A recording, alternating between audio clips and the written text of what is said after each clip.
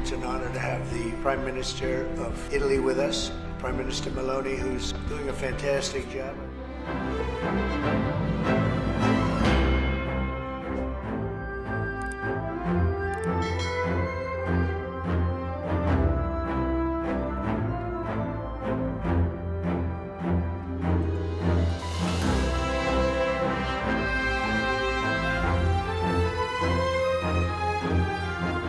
That's very important, Mr. President. It's not only about Italy, it's about the entire Europe. The exchange between us is a very big one.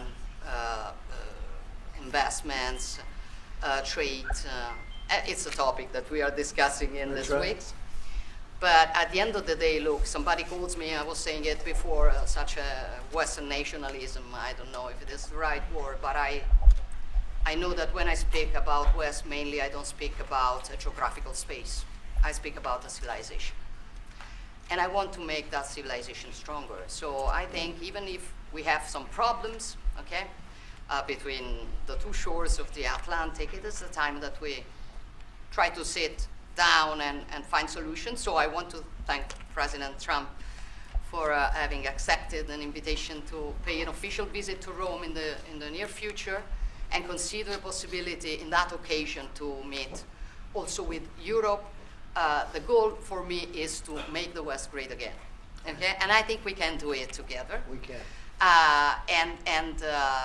We will keep on work on that. I'm going to close. I want to say only, I'm proud of sitting here as Prime Minister of an Italy that today has a very good situation despite the difficulties, a stable country, reliable country, 1 million more jobs in the last 2 years and a half. Great.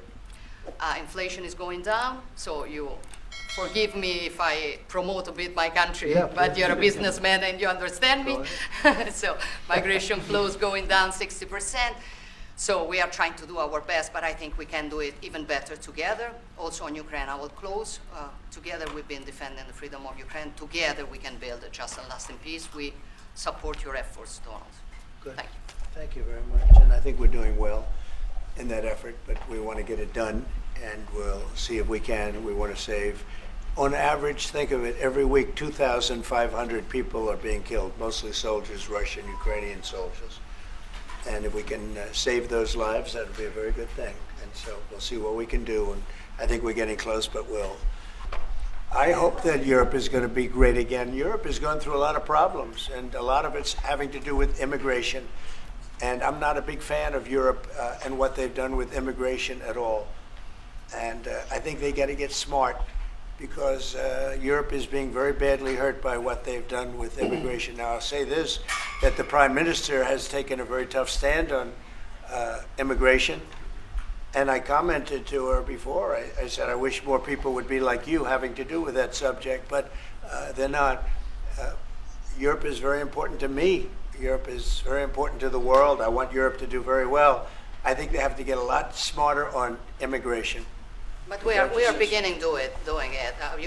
You've all seen how the policies of the European Union in the last, let's say, 2.5 years have been changing. Okay, at the beginning we were talking only about how we were redistributing illegal migrants coming to Italy. Now we are talking mainly about how to stop illegal migration, work with the countries of origin and transit, and to return people. The European Commission just did the new rules about repatriations and things like that. So things are changing, thanks also to the example that Italy brought in lowering the rates of illegal migration.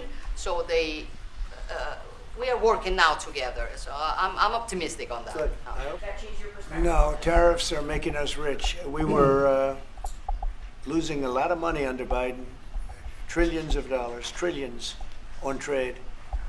And now that whole tide has turned. We're making a lot of money. We're taking in a lot of money. Don't forget, we're taking in 25% on cars, 25% on steel, 25% on aluminum, 10% baseline.